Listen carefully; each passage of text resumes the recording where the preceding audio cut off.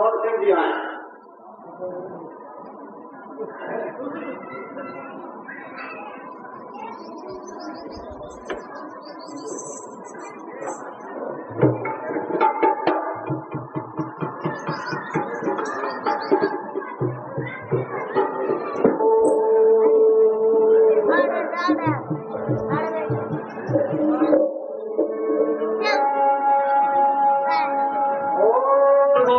भाइयों प्यारे बच्चों, देखिए एक दिन का मुझे भी टाइम मिला है तो मैं अपने भजन में बताऊं कि आइए कितनी भाषा क्या है, आइए किसे करते हैं, जिसमें ये गुण हो वो आइए होता है तो एक कभी भजन के द्वारा करता है। ध्यान से सुनिए।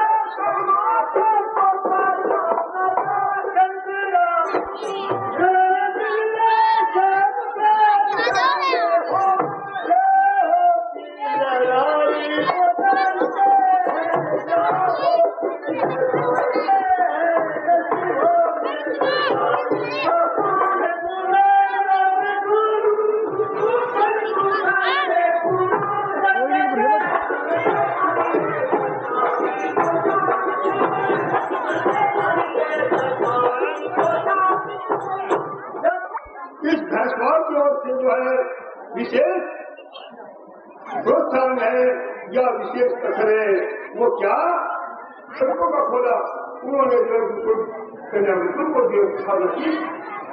तो सपना आज आप सबको विदित है, आज आप सबको ज्ञान है कि उस गुरुकुल की क्या हालत है। वो गुरुकुल जो शिरोमणि होता था, हम लोग यहाँ पर पढ़ गए थे, हमें पता है वो दिन याद है जबकि वो सबका जो है कन्याकुमारी जो है सूखे को जा रहा था, मटिंडू जो सूखे को जा रहा था। इन लोगों ने यहाँ से उनको इसको नहीं फटी पैर डुबाई, इसको पैर डुबाई नहीं पढ़े, शिक्षा को नहीं था, शिक्षा का ज्ञान नहीं था। अब तो बात यह है कि मंदिर को माफी देना जो है होती है, तो हम लोगों ने गलती की थी, लेकिन गलती के बाद मैं नहीं जो कोई नहीं मानता, मैं धन सुधारों करके उसको स्कूल का घर करके गया। लेकिन भगत जी की गलती को थी, उसको तो भगत जी को उसका पता था, उसी ने तुम्हारे लोगों की कमी थी, लेकिन नहीं क्या हुआ, उसको जो है वो सजा दी गया। आज आपके यहाँ अनेकों क्षेत्रों में साथी है, मेरे जैसे वक्ता भी है, और अनेक जगह अध्यापन कार्य भी करेंगे। दिखाई देता है हर नर्सी को होता, भारत का जन देश दिखाई देता है, जगवीर सिंह कहना भारत को दिखाई देता है।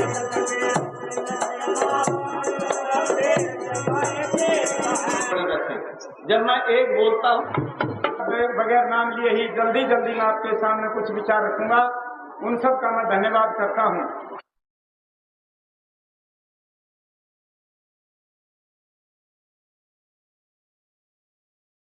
इस प्रदेश के अंदर रहते थे और इसी आधार पर उन्होंने मनुस्मृति में लिखा, एक देश प्रसुत से सकाशात अगर जन्मने स्वम स्वम चरित्रम शिक्षण पृथ्व्याम सर्वमानवा।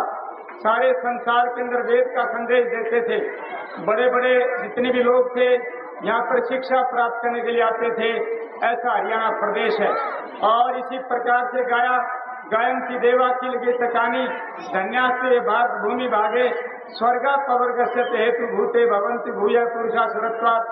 ये पवित्र धरती है जिसके देवता विद्वान लोग भी जिसके गीत गाते थे, और ये ऐसी धरती सारे संसार में प्रसिद्ध है। स्वामी ओमानंद यहाँ पर उपस्थित है 40-50 देशों में इन्होंने भ्रमण किया है। मैं भी 1-2 देश में गया, मेरे से उन लोगों ने पूछा हमारा देश कैसा है। मैं कहने लगा देश तो आपका अच्छा है, कोई बात नहीं, लेकिन हरियाणा की समता बराबरी नहीं कर सकता। उन्होंने सारी बातें जिसमें पूछी, मैंने उनके सामने सारी बात कही और मैंने ये कहा वैसे तो वेदों में इतिहास नहीं होता, लेकिन सृष्टि का इतिहास है वेदों में। उसमें 8वें मंडल में और 63वें सूक्त में 6ठे मंत्र में एक मंत्र आता है, ऋद्रम क्षण्यातम हरियाणा प्रथम युक्तम स्नान सुसामणि। ऋद्रम जहाँ के लोग बहुत सरल और सीधे हों, उपक्षण्या ने जहाँ बैल जैसे खागड़ जैसे मजबूत हों, ऋद्रम हरियाणा जिनके चेहरे चमकते हों उसको हरियाणा कहा जाता है। और जहाँ रथ दौड़ सकते हो, इस प्रकार से इस पवित्र देश को हरियाणा कहा जाता है। तो मेरे कहने का अभिप्राय यह है, इस इतने ऊंचे पवित्र देश में कितने महान पुरुष पैदा हुए और उनमें भी 1885 में 3 महापुरुष पैदा हुए। 21-22 फरवरी होगी, आया जो आर्य समाज के महान नेता स्वामी स्वतंत्रानंद अपना गुरु मानते थे, उनसे सलाह मशवरा करते थे। हैदराबाद के सत्याग्रह के अवसर पर भी जिस समय वो स्वामी जी से मिले तो उन्होंने कहा कि सत्याग्रह होगा और हम उसका नेतृत्व करेंगे। तो उन्होंने कहा मेरे लिए क्या चीज है, तो उन्होंने कहा कि सुखराम तुम चुप रहना, अपने मंत्री बने बैठे रहना, ये काम हमारा है, ये जंग आर्य समाज का है, ये ऋषि दान की आज्ञा है और इसके बलिदान भी करने पड़ेंगे। तो इसलिए आज मैं आपके सामने महात्मा भगत फूल सिंह ने जो बहुत बड़ा काम किया, मैं ऐसा मानता हूँ वो किसी प्रकार से भी जिन लोगों ने बलिदान दिए, कुर्बानी दी है, जिनने 1920 में 20 मार्च 1920 में गुरुकुल महसवाल की रचना की थी। क्यों करी थी गुरुकुल महसवाल की रचना? भाई तुम आगे चढ़ जाओ, स्वामी जी की ले लो इधर, ये मुझे दिखते नहीं लोग आगे से। तो ठीक है भाई, तो 1920 में मार्च में खोले, वो भी एक प्रकार से लाला जी के अध्यक्षता में सब कुछ हुआ। आप सारा इतिहास समझते हैं और उसी इतिहास के अंदर राजगुरु सुखदेव ने किस प्रकार से ध्यान से सुनिए, उसमें इतिहास की बातें तुम संग सुना आपके सामने सुनाता हूँ। 25 वर्ष तक भगत फूल सिंह हमारे साथ गुरुकुल में रहे और एक अवधि पार करके रहते थे, साधारण से साधारण कोर्स में रहते थे और वो जिसमें गुरुकुल खोला गया उस समय की बात गुरुकुल से सारी बात भी स्वामी श्रद्धांजलि में पेश किया गया। उससे पहले 1908 में जिस समय प्रीत सिंह के साथ उनका संबंध हुआ पटवारी के साथ, ज्वारी समाधि था, वो उनको पानीपत ले गया। बस पानीपत क्या ले गया, 1761 की लड़ाई शुरू होगी भगत फूल सिंह के लिए, जो फूल सिंह पटवारी था। उसी समय से वो आर्य समाज के होकर के रहे, जिसमें 6 बूढ़े सन्यासी स्वामी श्रद्धांजलि को देखा, उन्होंने जो बात आर्य समाज के लिए की उसमें भगत फूल सिंह गदगद हो गए। और उसके बाद एक चिट्ठी आई, एक गुरुकुल में दर्शा है करते थे, सारा करते हुए छोड़ करके आर्य समाज से समर्थ, जिसमें 15 अगस्त 1942 को भगत जी का बलिदान हुआ। भगत जी की घास चार में घूम करके आई और उस आने के बाद मैंने 2 कर्मचारी खड़े हुए थे शमशान के पास, जो सभी डाल रहे थे, एक था भगवान देव और एक था योगानंद। दोनों के दोनों अपनी आंखों से देखे, हम अपनी तस्वीर में आत्मस्मरण करते थे। तो इसमें हमारा दुर्भाग्य रहा, लेकिन आज हमारा सौभाग्य यह है स्वामी जी यहाँ पर उपस्थित हैं। जो कुछ कमियां हुई, जो कुछ गुरुकुल में कमी आई, उसको फिर से उसका उद्धार करेंगे। और हमारे सत्यप्रति मंत्री हरिप्रति साहब और इसी प्रकार हमारे ये सब साथी उपस्थित हो गए हैं, ये हमारा बड़ा भारी सौभाग्य है। और मैं ये समझता हूँ गुरुकुल के भाग्य उदय हो गए हैं, जिसमें स्वामी इंद्रवेद जैसे और दूसरे साथी और स्वामी जी यहाँ पर बैठे हुए हैं। कोई ताकत नहीं दुनिया में जो गुरुकुल को उसी प्रकृति खोल सकते थे, लेकिन केवल एक मात्र वेद का संदेश देने के लिए तैयार लोगों ने हमारे साथियों ने लगाया। मैं आपके सामने उपस्थित हूँ, इतना काम तो नहीं कर सका अगर स्वामी जी समोगी सारी समाधि की स्थापना की। स्वामी रामानंद ने कौन सा ऐसा देश है जिसके अंदर आर्य समाज का वेद का ऋषिदान का संदेश न दिया हो, तो कुछ ऐसा होगा। क्या भगत फूल सिंह का यही बात अनुसार करना था, उसकी वो बिल्कुल उसे स्नातक निकले हैं और भी कितने स्नातक हैं जो आज सरकारी सर्विसों में बड़े बड़े पदों के ऊपर काम कर रहे हैं।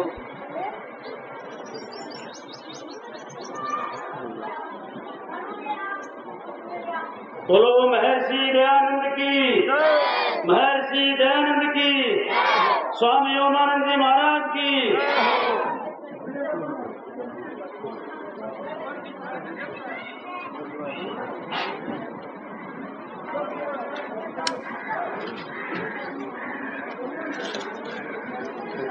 शास्त्री जी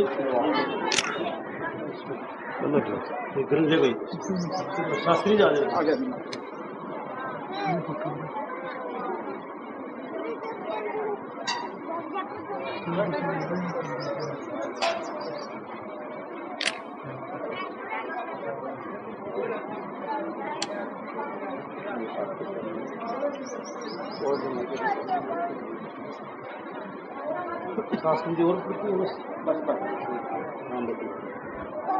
अब आपके सामने रामरस जी एक भजन रखेंगे। हमारे पास कुछ दानी महानुभावों ने चंदा दिया है, दान दिया है इस सम्मेलन को कामयाब करने के लिए। उसमें सर्वश्री जयसिंह जी ठेकेदार जो मंच पर बैठे हैं, इन्होंने 2100 रुपये का सहयोग दिया है और प्रोफेसर राम कुमार है जो सनातन संघ के प्रधान, उन्होंने 2100 रुपये का योगदान दिया है। इसी प्रकार से प्रताप सिंह जी शास्त्री हैं, उन्होंने 1100 रुपये का योगदान दिया है और जगवीर सिंह जो अजीत सिंह के पुत्र हैं, उन्होंने 1100 रुपये का दान दिया है और जुगतीराम जी जो रोहतक रहते इसी गांव के हैं, उन्होंने 1100 रुपये का योगदान दिया है। इन दानी महानुभावों का बहुत बहुत धन्यवाद।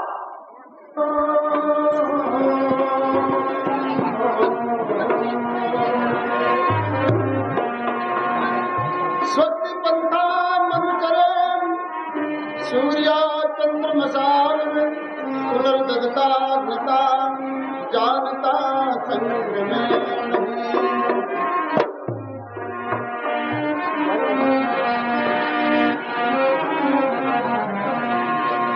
दुख दूर कर संसार का,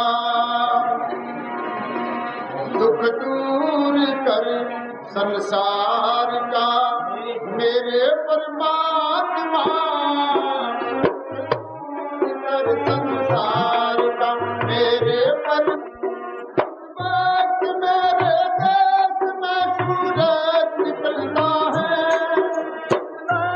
मेरे देश में सूरज निकलता है। 80,000 गाँवों में कटारा चलता है, 80,000 गाँवों में कटारा चलता है। इस जालिम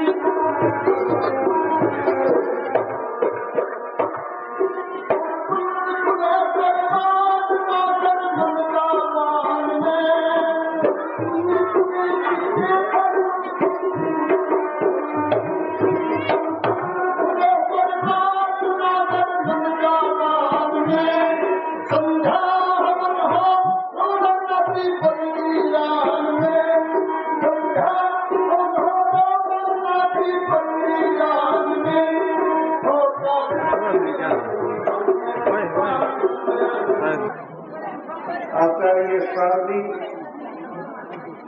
और सुखदेव जी शास्त्री इस समारोह के आयोजक, आर्य समाज के कार्यकर्ता, गांव से आए गए पक्षी बुजुर्गों, नौजवान साथियों, माता बहनों, आज आर्य समाज का ये सम्मेलन आपके प्रसिद्ध गांव भैंसवाल के अंदर हो रहा है। जिस गांव का प्रकाश बहुत दूर दूर तक फैला और जहां से लोग प्रेरणा लेकर के अनेक जगह जिन्होंने आर्य समाजों की स्थापना की। दुनिया में संस्कारों का खेल होता है। जैसे इंसान के संस्कार होते हैं वैसे ही वो काम करता है। और संस्कार है जो 4 प्रकार के होते हैं। एक तो संस्कार आदमी पूर्व जन्म से लेकर के आता है, दूसरे संस्कार माता पिता के होते हैं उस समय इंसान एक नेक प्रगति के पथ पर नेक रास्ते पर चल सकता है। लेकिन मैं कहना चाहूँगा यदि माँ बाप के भी ठीक हों और पूर्व जन्म के भी ठीक हों और गुरु भी सौभाग्य से अच्छा मिल जाए, लेकिन चौथी तरह का संस्कार ठीक ना हो कि हमारे जो जिस उम्र में बच्चा है जो ज्यादा से ज्यादा समय व्यतीत करता है बैठ करके अपने साथियों में, यदि वो साथी अच्छे नहीं हैं तो फिर कभी भी है जो वो अच्छे रास्ते पर नहीं चल सकता। आज हमारे सबके घरों में ये समस्या है, हम सब ये चाहते हैं हमारे बच्चे ठीक बने, हमारे बच्चे बढ़िया बने, हमारे बच्चे नेक बने, हमारे बच्चे पढ़ लिख करके विद्वान बने, चरित्रवान बने। इस तरह की धारणा हम सब की है, लेकिन उसके बावजूद भी हमारे बच्चे क्यों बिगड़ते हैं, हमारे बच्चे कई बार गलत रास्ते पे क्यों चलते हैं, डाकादनी, राजनी और उल्टे कामों के ऊपर क्यों लग जाते हैं, इसका कारण होता है उनके चौथी तरह के संस्कार फेल हो जाते हैं। माँ बाप पूछते हैं बेटा कहाँ गया था, बेटा जवाब देता है कहीं नहीं। बेटा किसके पास था, जवाब देता है किसी के पास नहीं। क्या कर रहा था, वो जवाब देता है कुछ भी नहीं। 2 घंटे घर से बाहर रहा बच्चा, लेकिन माँ बाप जब पूछते हैं कि तू कहाँ रहा, किसके पास रहा, तू क्या कर रहा था, उसका जवाब देने के लिए तैयार नहीं है। यदि वो कुश्ती लड़का होता तो उसमें कहता कि मैं कुश्ती लड़ रहा था, मैं हारा या जीता, और वो खेलता होता तो मैं कबड्डी खेल रहा था, तो अपनी बात को बताता और किसी अच्छे सत्संग में जाता, अच्छे प्रोग्राम में जाता, तो वहाँ जाकर के वो अपनी प्रशंसा कहता कि मैं वहाँ पर अच्छे काम में गया था। लेकिन बच्चा ये पूछने पर भी यही बता रहा कि मैं कहाँ गया था, और वो छुपाता है उस बात को। इसका क्या कारण है, आप इसकी गहराई तक जाइए। बच्चा आपको बताना नहीं चाहता, 2 घंटे तक घर से बाहर रह करके आया, तो इसलिए वो कहीं भी गलत आदत का शिकार हो रहा था, गलत लोगों के पास बैठा हुआ था, कोई ऐसी आदत सीख रहा था जिसके कारण से उसको वो बताना नहीं चाहता। देश सम्मेलन के संदर्भ में अपना वैदिक व्याख्यान के लिए आए और कुल धनराशि आई है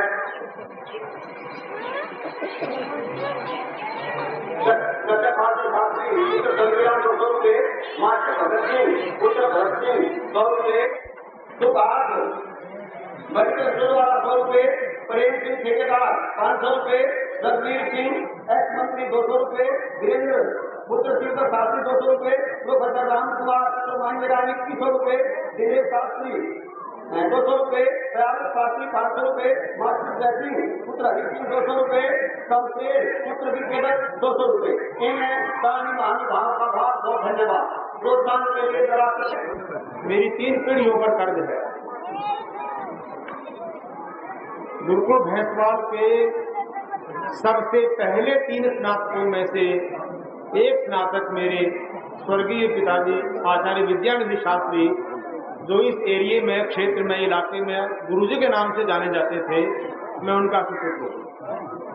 इस संस्था के वो पहले स्नातक 3 में से एक थे और आदरणीय भगत जी उनको मेरे गुरुकुल की मणि के नाम से पुकारा करते थे। जो भी बाहर से आता था वो सबसे पहले उनको मिलाते थे कि इनसे पूछिए जो पूछना। दूसरा कर्ज मेरे ऊपर है, मैं स्वयं भी इस संस्था का स्नातक हूँ। 12-13 वर्ष रह करके मैंने भी यहाँ तप करके विद्या अध्ययन किया है और उसका मैं फलागम आज कर रहा हूँ विश्वविद्यालय में बैठकर। तीसरा कर्जा मेरे ऊपर है, मेरा भतीजा राजवीर गांव में शास्त्री पद पर कार्य कर रहा है, वो भी यहीं रह करके पढ़ा है। तो 3 पीढ़ी तक मैंने मंच पर उपस्थित और समाज के चोटी के विद्वान भाइयों बेशक और अतिथिगण, बहनों और भाइयों, मुझे बड़ी खुशी है कि मेरे कुछ भाइयों ने मिलकर के जो ये समारोह का आयोजन किया, ये होना तो चाहिए था गुरुकुलों में, और उन्होंने मुझे बताया कि गुरुकुल में करने की उन्हें इजाजत नहीं दी गई। और उन भाइयों ने विशेषकर भाई योगेंद्र, भाई बलबीर जी साथी और दूसरे साथी जो आज गांव के हमेशा उपेक्षा की है, जो आगे सम्मान पूरे यमुनानगर में था, वहाँ पर एक साथी जी थे, उन्होंने बहुत परेशान होकर के अपने आप को सरदार बना लिया और सरदार बनने के बाद रखी उन्होंने जगह भी रखी, तो वहाँ सरदारों ने इनको बहुत बड़ा संत बना दिया। संत निश्चल सिंह के नाम से आप जाकर के वहाँ देखेंगे, संत निश्चल सिंह पब्लिक स्कूल बहुत बड़ा पब्लिक स्कूल है, गर्ल्स कॉलेज है, बहुत ही का पर छोड़ करके सरदारों ने जान ली। मेरे याद है मैं छोटा सा था गुरुकुल में, तो स्वामी सत्यानंद जी हमारे गुरुकुल के महोत्सव में आए थे। उपदेशकों को, अपने भगवोपदेशकों को, अपने साधु संन्यासियों को और बड़े विद्वानों को हमने वो आदर नहीं दिया, वो सम्मान और वो आजीविका में भी जो देनी चाहिए। मेरे कुछ भाइयों ने ये जो प्रयास किया है, मैं उनकी तहे दिल से मेरे पहले में दूसरी और तीसरी चौथी तक मुझे शिक्षा पाई। ये बहुत ही अपने विषय के विद्वान और अपने अनुशासन के बहुत पक्के थे। मुझे याद है कि मेरे पास इनका पाठ याद करके नहीं आया, तो डरता हुआ मैं फिर गुरुकुल में से निकल गया और गांव में चला गया। मुझे डर लगा कि मैंने पाठ याद नहीं कर रखा तो ब्रह्म भानु जी देखेंगे तो वो पिटाई जरूर करेंगे। मैं अपने घर चला गया। मेरे बुजुर्ग मुझे फिर आए और इनसे प्रार्थना की कि इसका तो पीछे का काम है वो पूरा करवा दो। हम रोमानंद जी साल भेंट करके सम्मानित कर रहे हैं, तालियां बजाएं जोर से।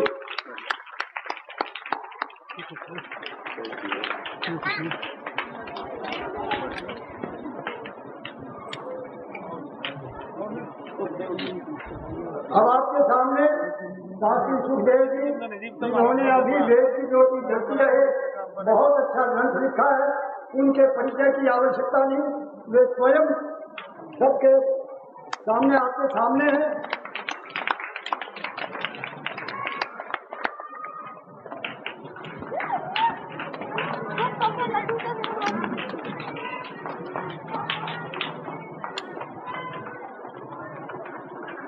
इसके बाद बहन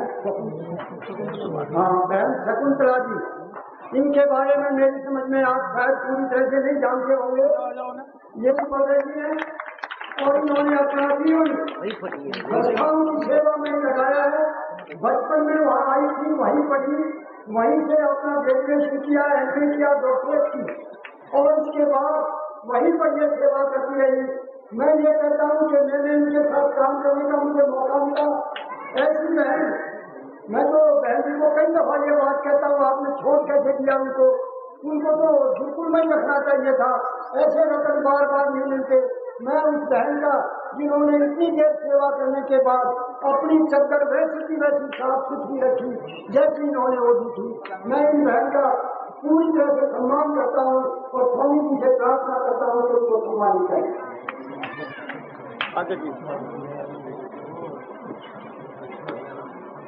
बहन सुभाषिनी जी पहुंच नहीं पाई है, उनकी पुत्री है बहन कमला देवी। बहन सुभाषिनी के बारे में आप सभी जानते हैं, भरतपुर सिंह जी की पुत्री है और उन्होंने अपना सारा जीवन गुरुकुल की सेवा में लगाया है।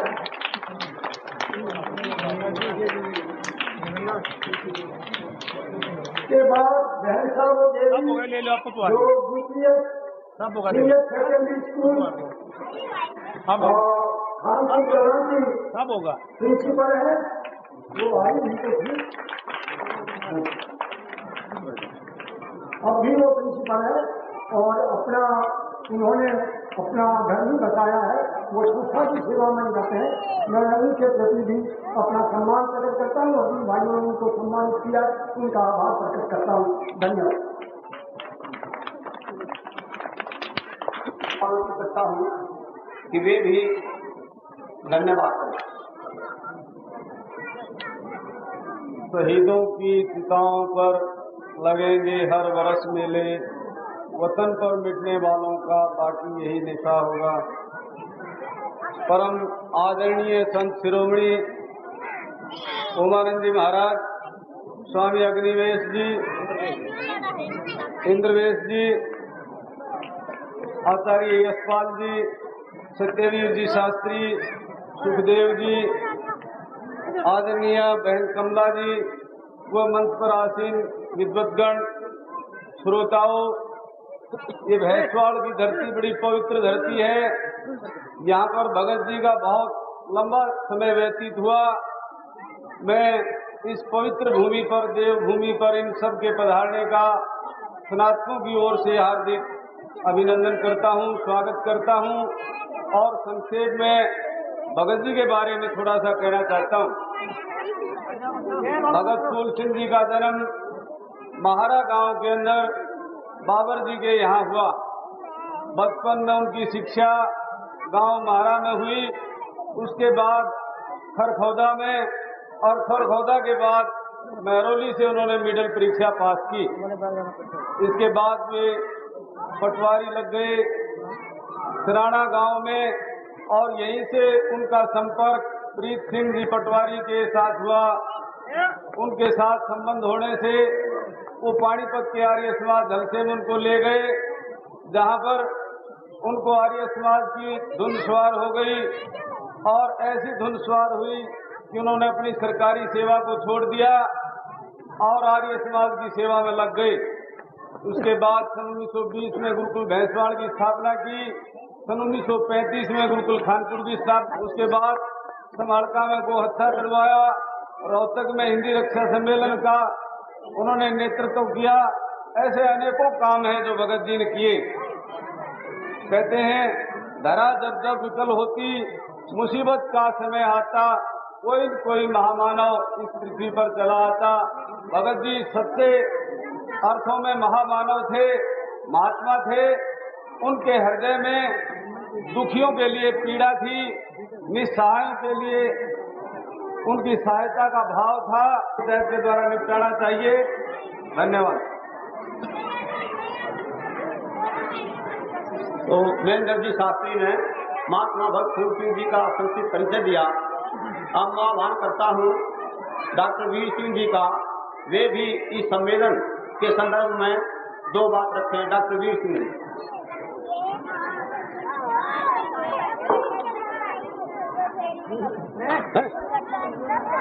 स्वामी ओमानंद जी, स्वामी अग्निवेश जी, इंद्रवेश जी, ऐसा हो जाता है क्योंकि 30 साल पहले अग्निवेश जी और इंद्रवेश जी नहीं इकट्ठे आते रहे हैं, तो हमें धोखा हो जाता है। कभी स्वामी जी मैं इसके लिए क्षमा चाहूंगा। पंडित धर्मबाबू जी, बहन शकुंतला जी, मंच पे बैठे अन्य सनातनगण, भैंसवाड़ ब्लॉक से पधारे आर्य, जिन लोगों ने प्रोग्राम का आयोजन किया है, उनके प्रति समाज के प्रचार के नाम पे कोई प्रयास तो किया। ये गांव आर्य समाज का भगत फूल सिंह का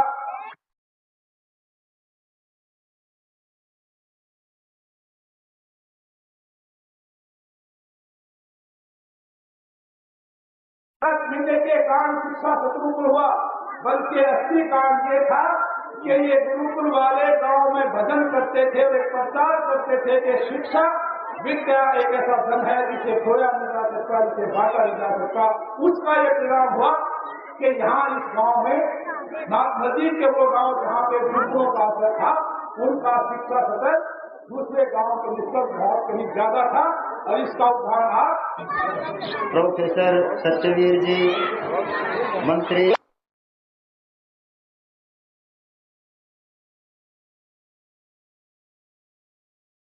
मंच पर बैठे हुए विद्वान मंडल, महार भैंसवाड़ गांव के बुजुर्गों, आर्य बंधुओं, माताओं, प्यारे बच्चों, ये बड़े सौभाग्य की बात है कि आज काफी दिन के बाद विद्यालय के अंदर कुछ नौजवानों के सहयोग से ये एक छोटा सा आयोजन हुआ है। ये बात अलग है एक विचारणीय बात थी कि आयोजन वैसे तो होना चाहिए था उस स्थान पर जहाँ पर ये उपयुक्त था, लेकिन कुछ कारणों से यहाँ पर करना पड़ रहा है। वो बात आप सब अच्छी तरह से जानते हैं। इसमें किसी एक को दोष नहीं दिया जा सकता, इसमें हम सब साझीदार हैं, क्योंकि इसका सूत्रपात उसी दिन से हो गया था जिस समय ये संस्था चुनाव के गर्त में चली गई थी। सर्वसम्मत चुनाव की जगह एक धांधली सी चल पड़ी थी। पिछले 3-4 सालों से आप देख रहे हैं, चाहे किसी की भी सत्ता हो, वहाँ पर उत्सव हुए ही नहीं। आज और कोई भाई काबिज है इस बात को लेकर के अगर यहाँ पर उत्सव होता है तो दुर्भाग्य की बात है। पहले ही 3-4 साल पहले ही ये आवाज़ उठनी चाहिए थी, तो फिर भी आप बधाई के पात्र हो। लेकिन इसमें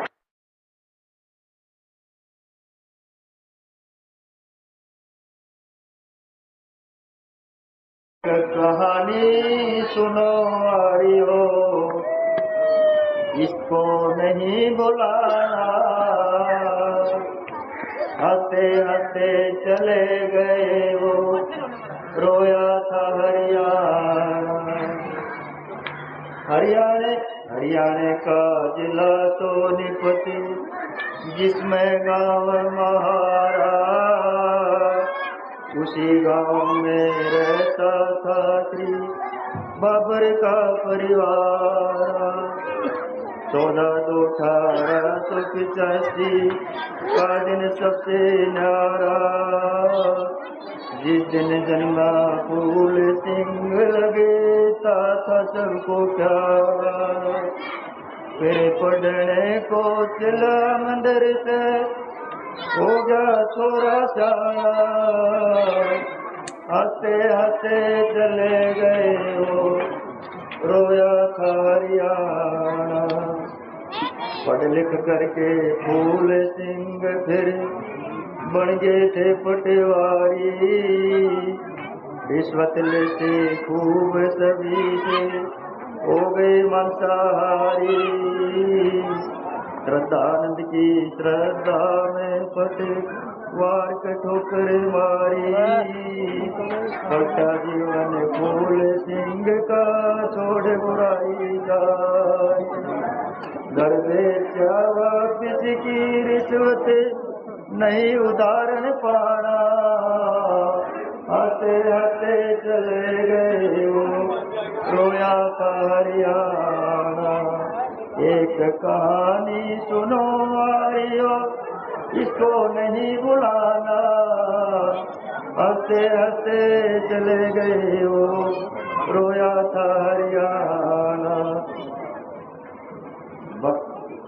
बना आर्य मन में फिर उछल पुछल बड़ी भारी, गुरुकुल खोला पैसे वाल नहीं, कन्या संस्था और कहीं भी है नहीं इतनी भारी। याद करे जब इकट्ठे होकर मीठा बौड़ा पाना, हंसते हंसते चले गए वो, रोया था हरियाणा। एक कहानी सुनो आरियो, इसको नहीं बुलाना, हंसते हंसते चले गए वो, रोया था हरियाणा। मोट लवारों के हरिजन बिन पानी प्यासे मरते थे, नहीं बनता था कुआ वहाँ जुल में मनमानी करते थे। फूल सिंह ने अनशन कर दिया, सारे पापी डरते थे। 19 दिन के बाद सभी वे फूल के पांव पकड़ते थे, पानी पी करके कुएं का फिर खाया था खाना, हंसते हंसते चले गए वो, रोया था हरियाणा। संभाल के मैं अनशन करके गौ माता बचवाई थी, हैदराबाद के सत्याग्रह में सिर में लाठी खाई थी। सिरसा जाति की कन्या जब दोस्तों ने उठवाए थे, फूल सिंह जी ने वह कन्या भी वापस दिलवाई थी। ईसा महात्मा इस दुनिया में बार बार ना आना, आते आते चले गए वो, रोया था हरियाणा। 14/8/42 संध्या, बिल्कुल घोरे अंधेरा था, कन्या गुरुकुल काल के ऊपर लाया अपना डेरा था। सिर पर मृत्यु नाच रही है, नहीं किसी ने बेरा था, लगी बैटरी चली गोलियां, सबको दुख ने घेरा था। अमर महात्मा बार बार तुझे करता याद जमाना, हंसते हंसते चले गए रोया था हरियाणा। घटना सुन भागी प्रिय बेटियां, नहीं अभी थी सोई, सुबह दूध पिलाकर अभी गई कोई। फूल सिंह से सीखो हंस कर, फूल सिंह से सीखो हंस कर, इस दुनिया से जाना, हंसते हंसते चले गए रोया था हरियाणा। धन्यवाद।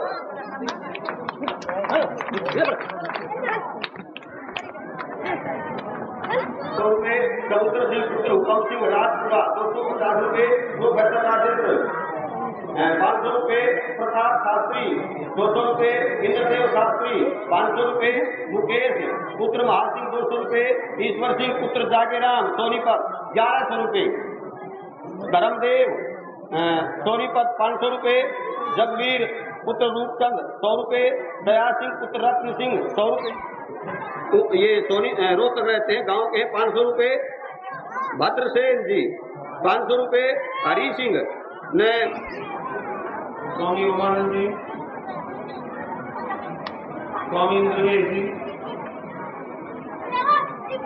करमपाल जी, स्टेज पर बैठे बुजुर्गों, भाइयों बहनों,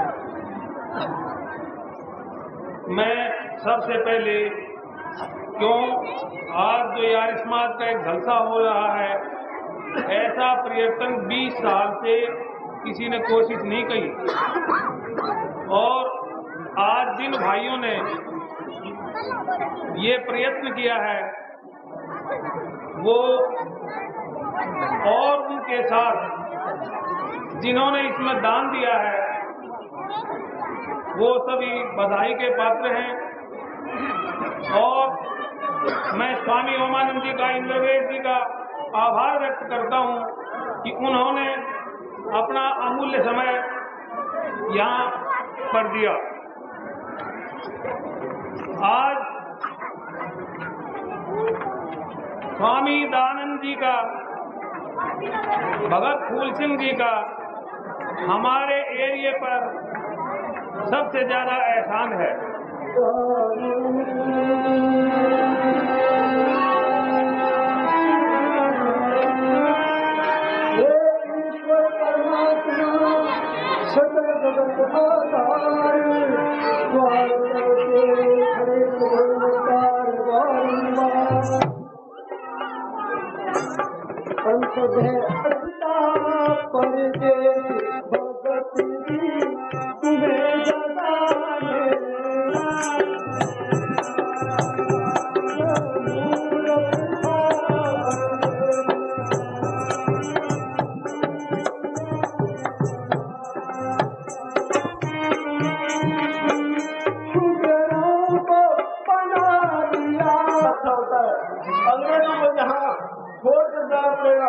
क्योंकि जब तक हिंदुस्तान की जनता आज भी आप इसकी उसमें क्यों लगे हो?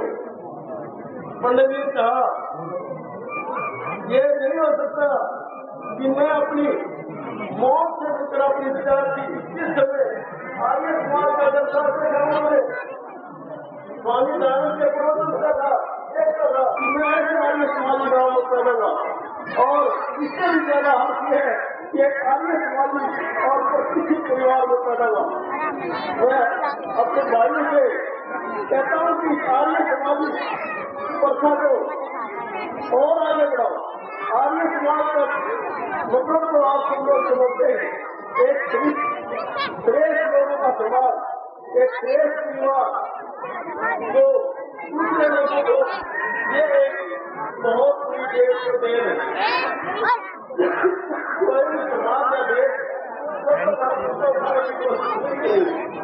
तो मैं कभी भैंसा और कोई खास या राज्य नहीं होती क्यों? क्योंकि यह आर्य समाज का सरकार है, यह आर्य समाज की देश है। यहाँ पर दूर खुले ये उसकी देश, ये आर्य संस्थान की देश, आर्य विचारों की देश, आर्य समाज जो है उस देश को इसलिए मसूद बाबू से प्रार्थना करते हुए कि आर्य समाज का अपनाओ, आर्य विचारों का अपनाओ, आर्य सभ्यता का अपनाओ, ताकि समाज और देश आगे बढ़ सके। भानुराम सिंह या प्रकाश के सुरेंद्र सत्संग सरपंच छोड़ के रंग जी एकाग्रता छोड़ के महेंद्र सिंह मीटिंग का छोड़ के जगदीप मीटिंग का 50 रुपये, मास्टर का बधाई के 50 रुपये, उदय कुमार 5 रुपये, धनपाल रक्षक का 10 रुपये, कौमी मीटिंग का 10 रुपये, विनय सिंह विजय सिंह 10 रुपये, गंभीर एकाग्र का 10 रुपये, अतर सिंह सोजला 10 रुपये, विजेंद्र सिंह विजय सिंह 20 रुपये। इसी प्रकार रात को जो हमने 9 तारीख को कल अपने गांव में प्रचार करा था, इसमें जो बंगला की आज्ञा वो इस प्रकार है, रविंद्र वास्तु मंत्रीराम नंबरदार तौर पे पैदा करो। माँ सबसे पहली गुरु है और उसके बाद गुरु पिता है, उसके बाद बच्चा स्कूल में जाता है, उसका अध्यापक जो गुरु है वो उसको शिक्षा देता है। आज शराब का इतना भारी प्रचलन हो गया हमारे समाज में, बेड़ा गर्क कर दिया सारी शराब में, सारे देश का प्रदेश का।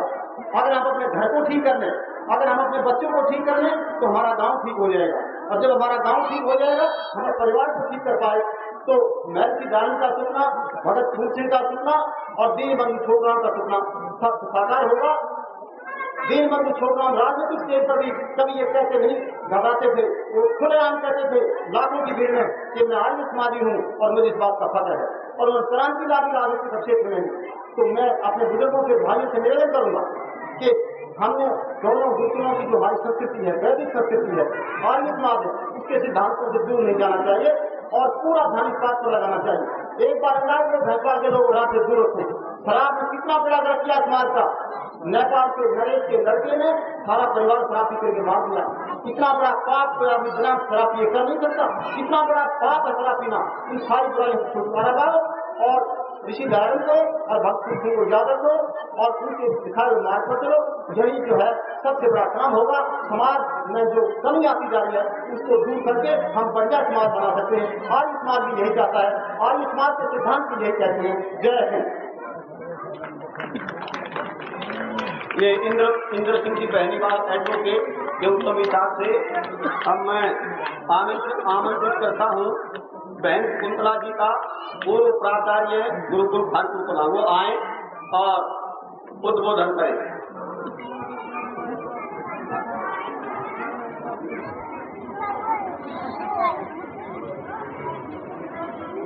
आर्य जगत के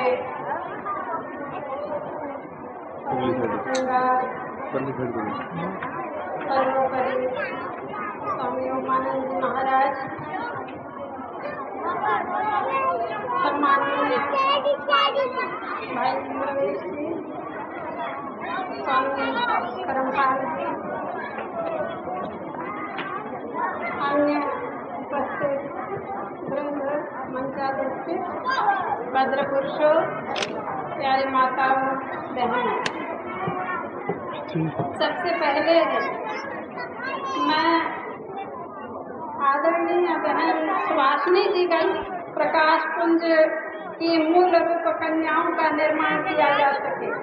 मैंने व्यक्तिगत सुख और आराम को दफनाने भी मैं झंझावाती तूफानों के बीच जलते हुए दीपक की तरह अकंप रहकर वैदिक प्रकाश, राष्ट्र प्रेम, मानवता प्रेम की ज्योति जलाने के लिए जलते हुए दीपकों को सतत जलते रहने के लिए समस्त शुभकामनाएं लेकर अपराध ले खड़ी हूँ। इस प्रभु के सम्मान की रक्षा के लिए आप सब कटिबद्ध हों। आपका संगठन एकता आपका है संस्थाओं के रूप में उनके द्वारा अपने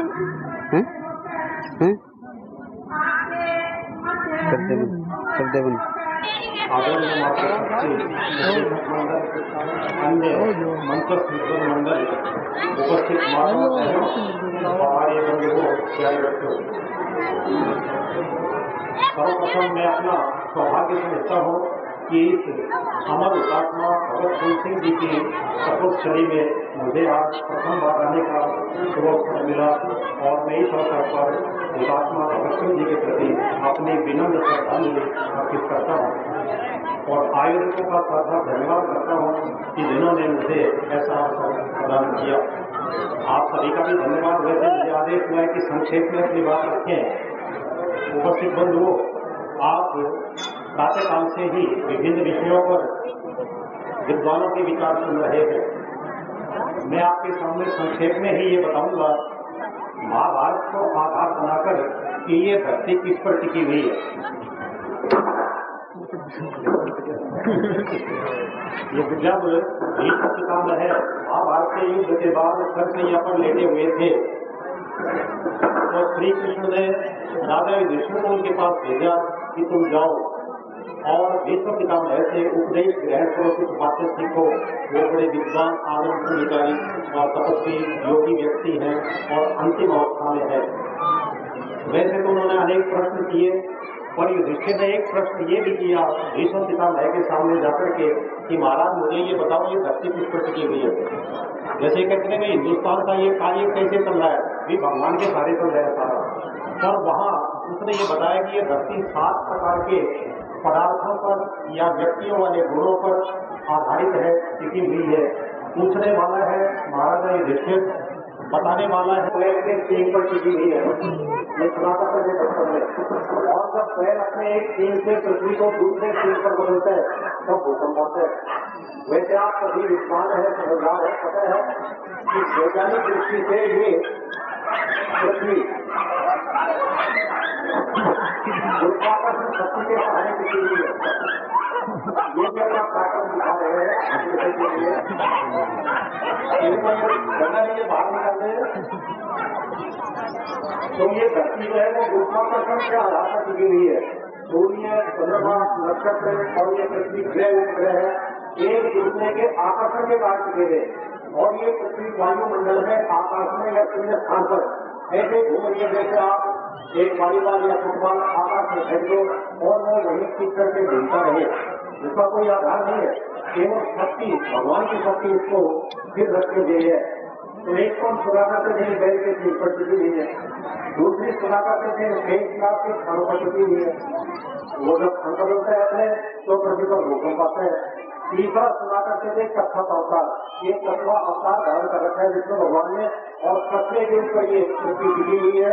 जब कछुआ चलता है तो पृथ्वी पर भूकंप आता है। तो ये तो थी पौराणिक व्याख्या है। अब इनको भी हम वैज्ञानिक ढंग से व्याख्या कर सकते हैं।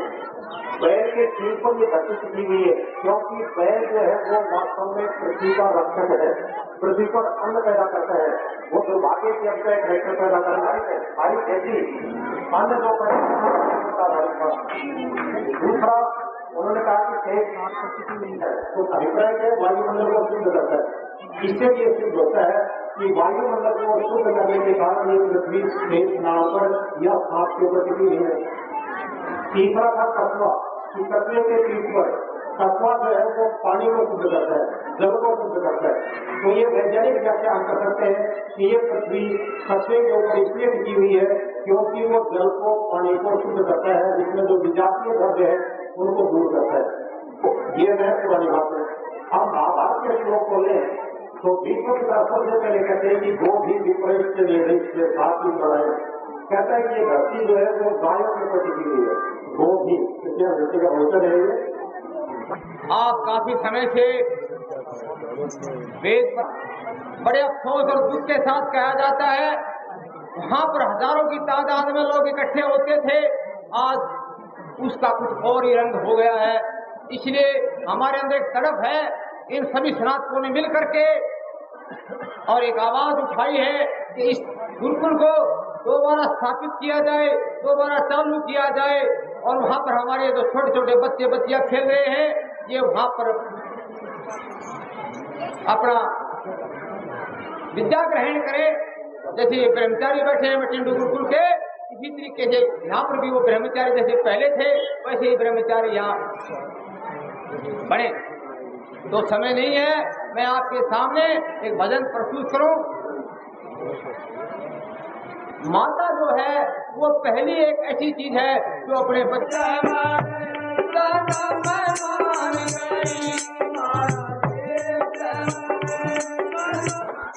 कमी है तो किस चीज की कमी है? विद्या की कमी है। शेर बाबर के दादाजी ने था,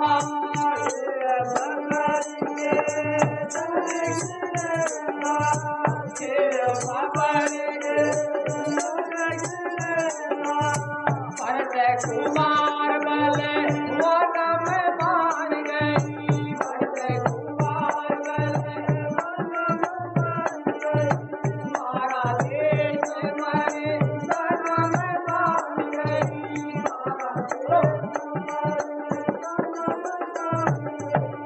समुद्र को तने घोड़ों को पीटा,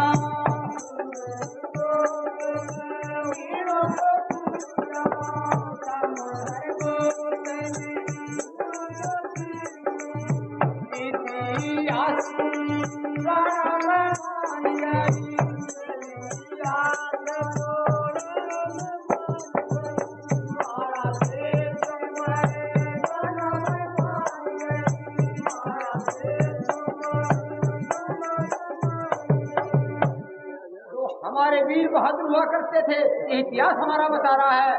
वो एक घृणा करी है उनको कि हमारा देश इतना बहादुर था, और अब भी है।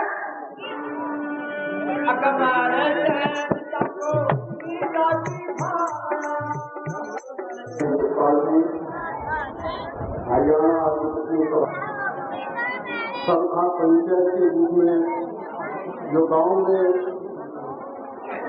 बात हो गई थी उसको आप सभी ने देख करके इसी पाठशाला में निपटाया। आज समाज सुधार सम्मेलन है।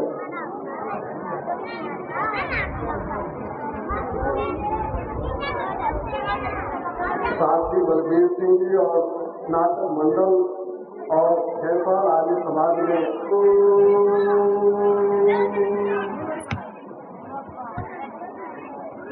आत्मदा वलदा यस्य विश्व उपासते प्रतिशं यस्य देवाः यस्य छायामृतं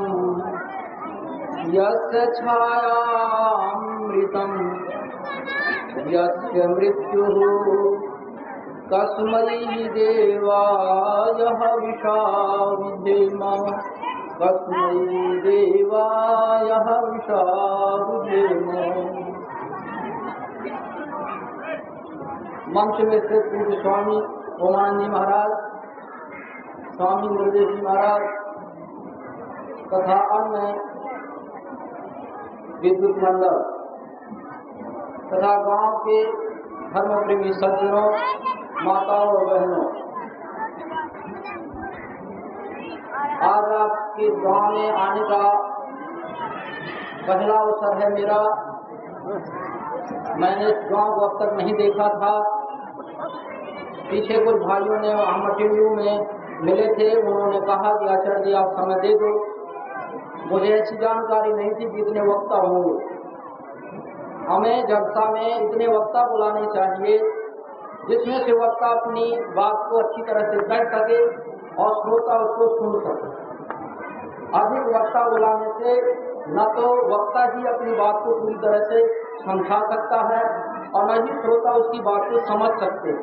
तो मैं तो ऐसा सोचता था कम वक्ता हूँ, मुझे ऐसा होता इतने एक तरह से सुनाने वाले हैं तो मेरे पास तो समय नहीं था। फिर भी मैंने कहा तो मुझे जानकारी किसी इश्तेहार भेजा नहीं। फिर भी जो कुछ 10-15 मिनट है मैं आपको अपनी बात बता देता हूँ। देखिए, आज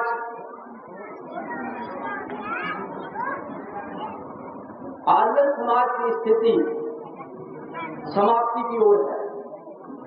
मैं आपको अपनी दर्द भरी आवाज कर रहा हूँ। मैं अभी वाराणसी से आया हूँ। आज वाराणसी में एक कार्यक्रम था, वहाँ गया था। वहाँ मैंने कुछ उपदेश किया।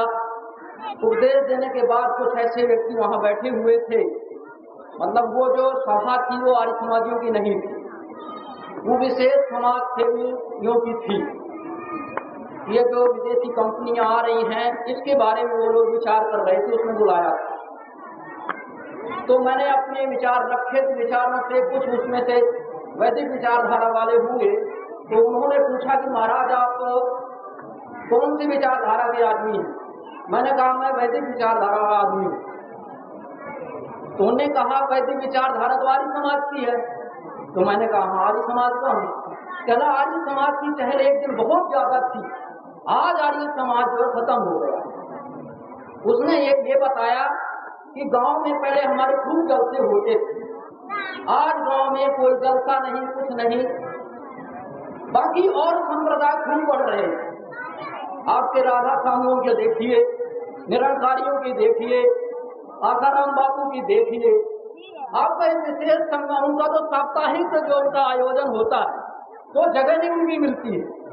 हमारा ये विशेष सम्मेलन है और ये स्थिति है। ये कहने का मतलब है कि विचार भी जिस समाज से ही देश का, राष्ट्र का, परिवार का, व्यक्ति का सुधार हो सकता है,